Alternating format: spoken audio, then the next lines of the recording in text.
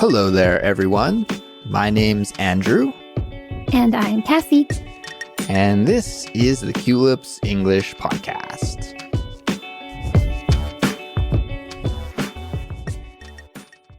Hello, listeners. Welcome back to Culips. This is a Simplified Speech episode. Simplified Speech is the Culips series, which features clear, natural, and easy to understand English conversations about interesting topics. Today, joining me for this episode is my co-host, Kassy. Hey there, Kassy. How's it going? Hey, Andrew, and hi, everyone. I'm doing great. How about you? I'm doing well as well, Kassy. And why don't we introduce our topic for today? Now, it's kind of a more serious topic rather than a light-hearted one, because today we're going to be talking about emergency situations. Yeah, that's right.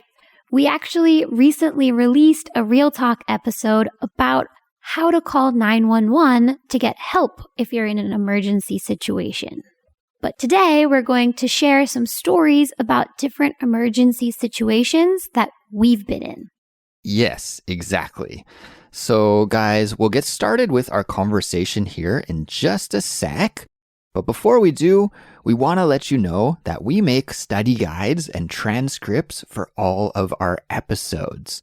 And the study guides are prepared by our team of expert English teachers to help you build your English skills and reach your learning goals faster and easier than ever.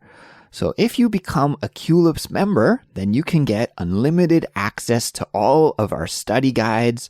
We have like over 600 episodes, so there's tons of content to learn with. Plus, you get some great bonuses as well, like invitations to our monthly live streams featuring Kassy and I, so you can actually hang out and interact with Kassy and I in real time every month. Plus, there's more bonuses as well. So if you visit culips.com, our website, you can sign up, become a member, and learn about all the details and benefits that you get as a Culips member.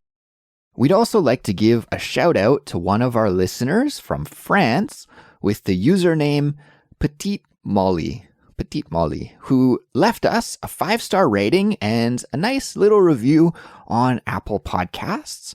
Kassy, how about you read her review for us? Sure. So Petite Molly wrote, I've been listening to podcasts to improve my English for many years, and this podcast is for me the best to listen to. I like the topics, the voices, the length, etc., etc. Well, thanks, Molly, for being such a long time and amazing listener.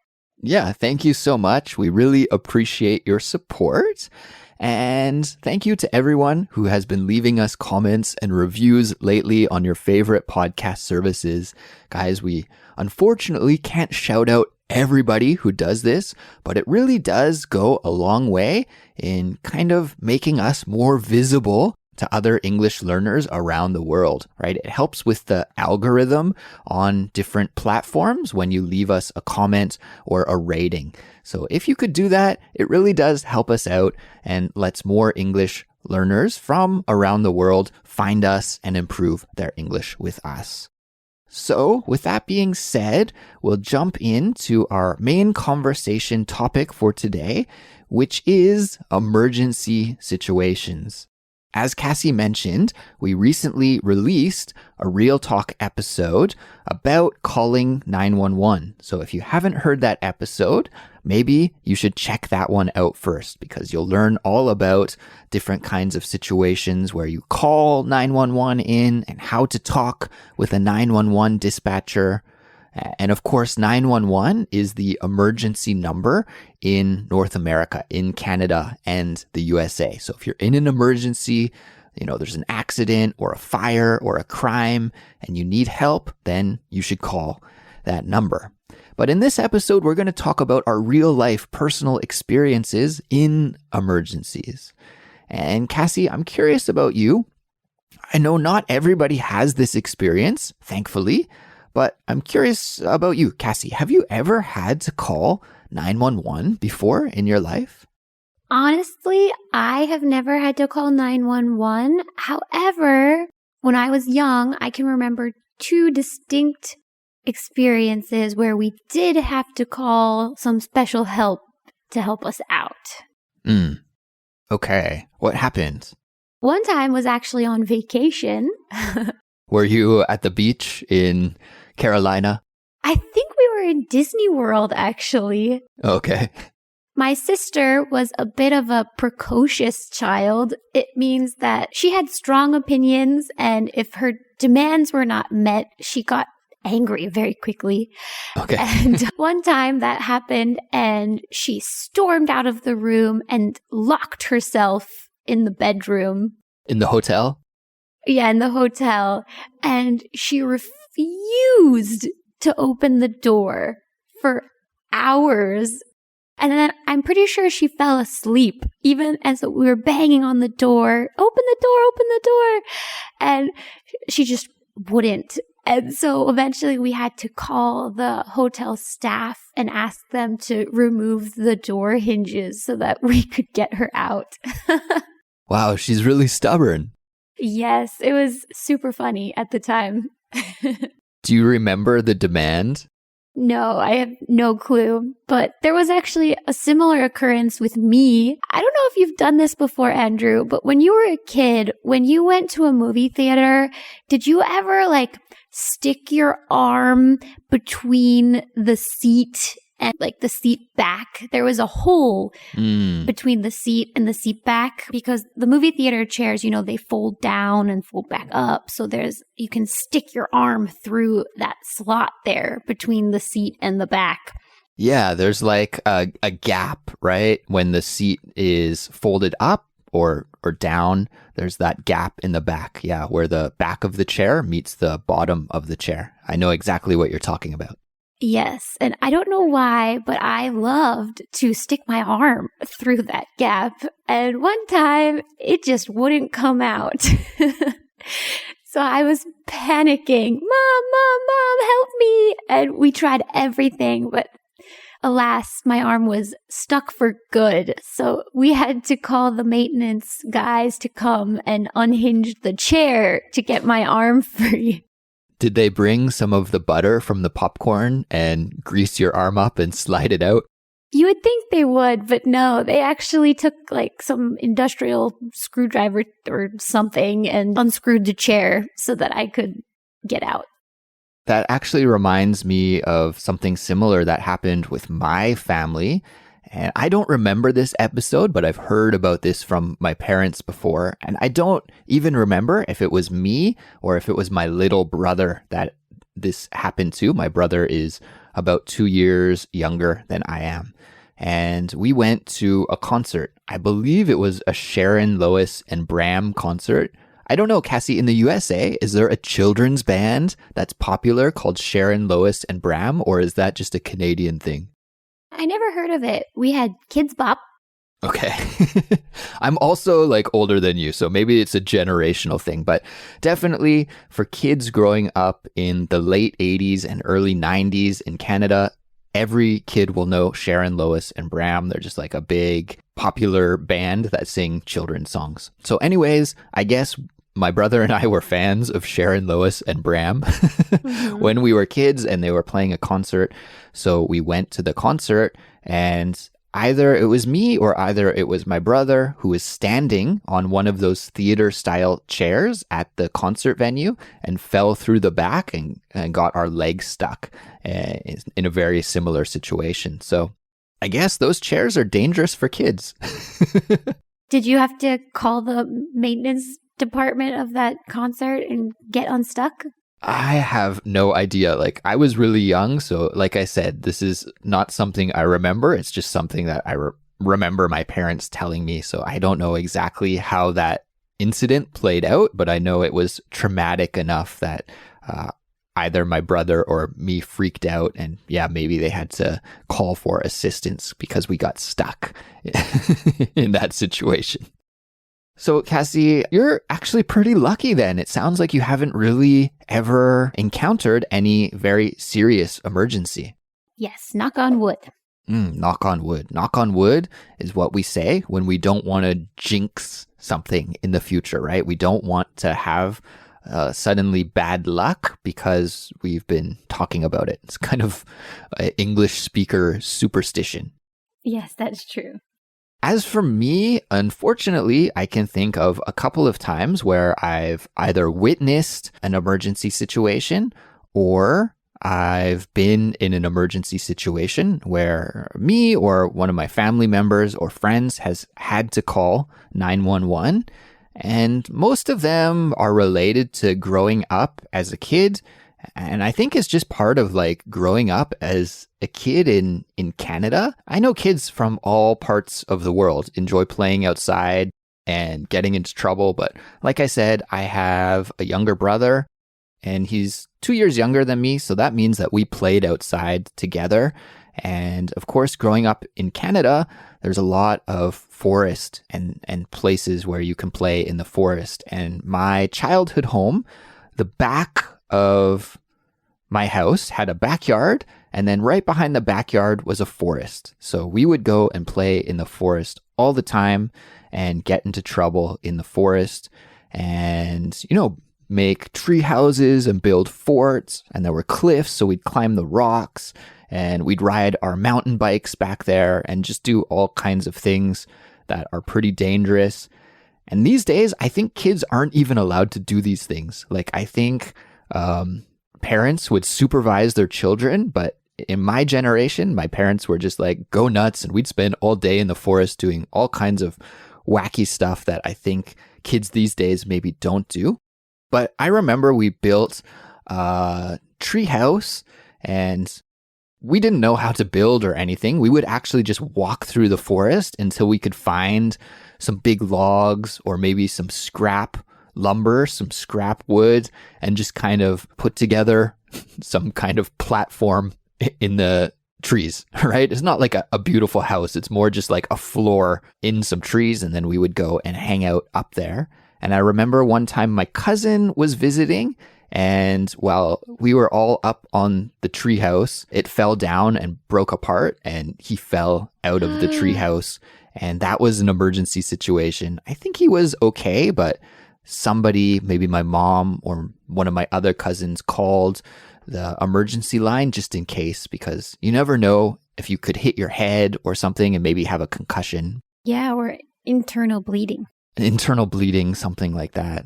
So that was one time related to the forest where somebody called 911 in my family. Another time is my mom was in the woods right at the back, because my mom loves gardening and she was an avid gardener at that house. And we used to throw all of our compost and gardening waste, I guess you would say, like dead leaves. And when you cut the grass, you have the grass clippings, or if you're pruning plants, you have some branches, all of that kind of stuff we would just dump in the forest behind our house to let it compost. And so my mom was dropping off some of this compost in the woods behind our backyard. And then suddenly I hear my mom screaming and running into the backyard, and everybody's like, what the heck? What's going on? And she had stepped on like a hornet's nest or a beehive or something. And she was getting attacked by all these hornets and bees. And again, I was pretty young. I was probably only like 10 or 11 when this happened. So I don't exactly remember the outcome, but I think my dad called 911 in that situation, again, because like she got stung a lot and attacked by these hornets or these bees, whatever nasty bug they were. So that was bad. And one final backyard accident that I remember. You have a lot of those. Like I said, kids in Canada, in the small towns, we spend a lot of time outside. One other one that I remember distinctly is we had a trampoline in my backyard, a big trampoline.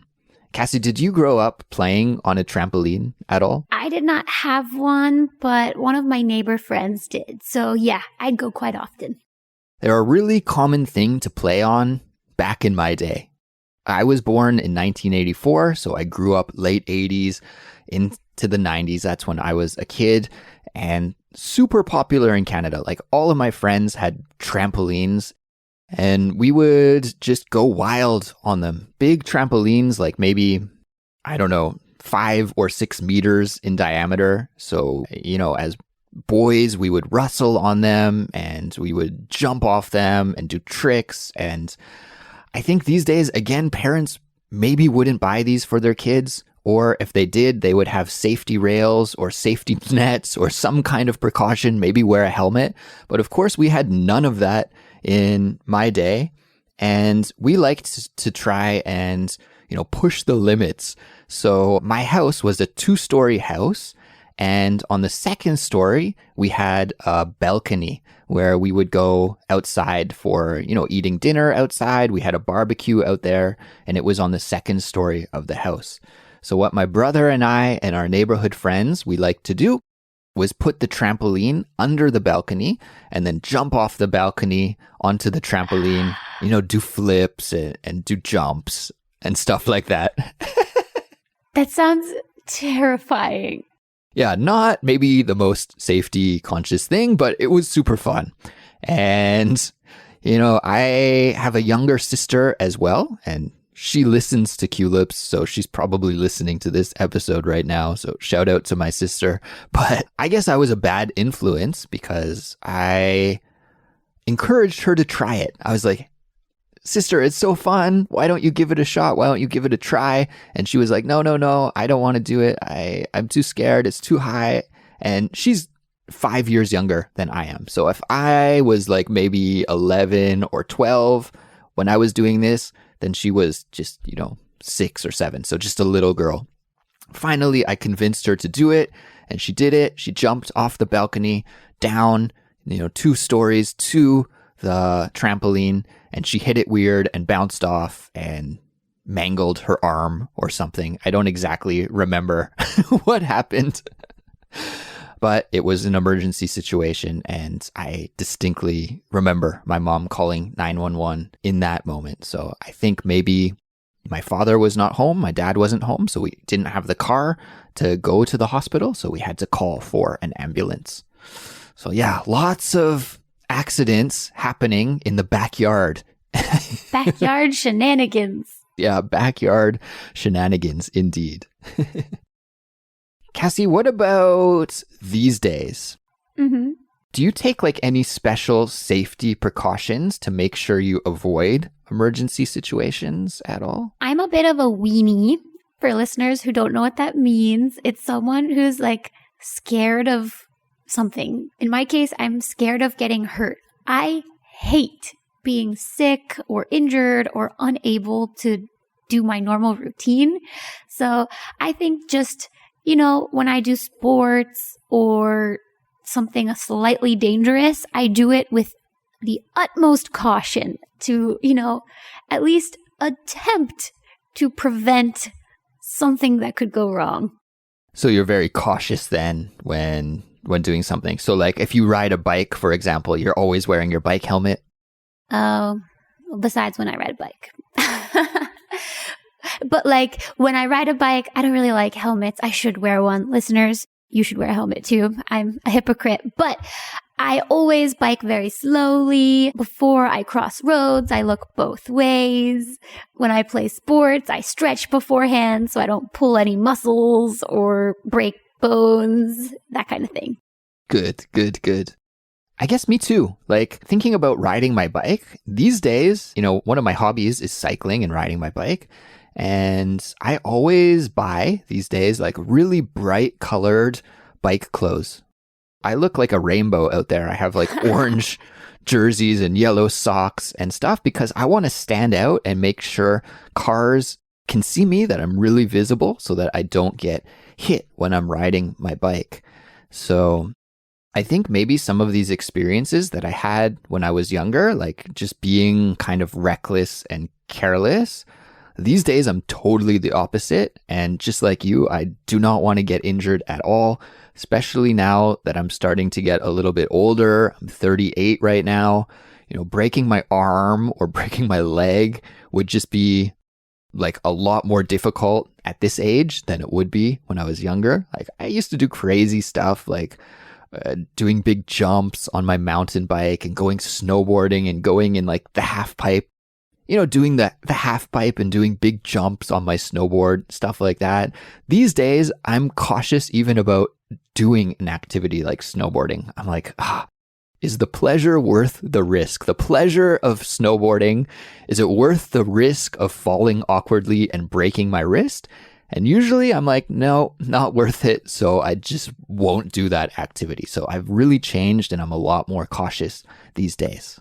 Yes. I think a lot of emergencies you can't really prevent, but those kind of ones you can definitely do your best to prevent. There's gonna come a time where the elevator doesn't work when you're on it, or, you get into a freak car accident that it wasn't your fault.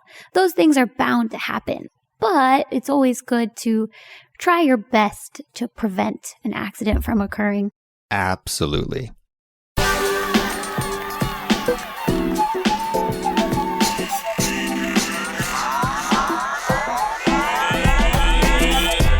So everyone, I think that will bring us to the end of today's episode. So thank you for listening and congratulations and great job on completing an English study session here with Kassy and I today. And of course, we want to know now about your opinion. And I think maybe everybody has some kind of story to tell about this situation. So if you've ever witnessed an emergency, or even been in an emergency situation yourself, then please share your stories with us. You can leave a comment on our website, culips.com, or you could visit the discussion forum and leave a message there, or you could even post it to social media and share it with us through social media. And if you like this episode, please support us. Your support allows us to keep making English lessons for learners all over the world. And we can't do Culips without you. The best way to support us is by signing up and becoming a Culips member. For all the details, just visit our website, culips.com. You can also support us by following us on social media, telling your friends who are learning English to check us out, or by leaving us a rating and review on Apple Podcasts, or really whatever app you listen to Culips with. So that's it for now, but we will be back soon with another new episode. Take care, everyone, and we'll talk to you soon. Goodbye. See ya.